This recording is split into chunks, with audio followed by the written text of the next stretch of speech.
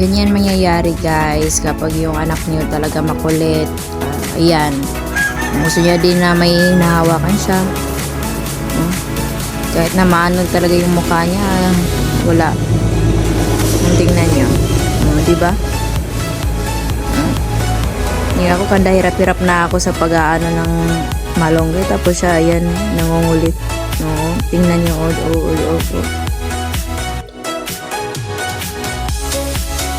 Pag talaga naging isang ina ka na talaga, karoon ka talaga ng anak na makulit tulad niya.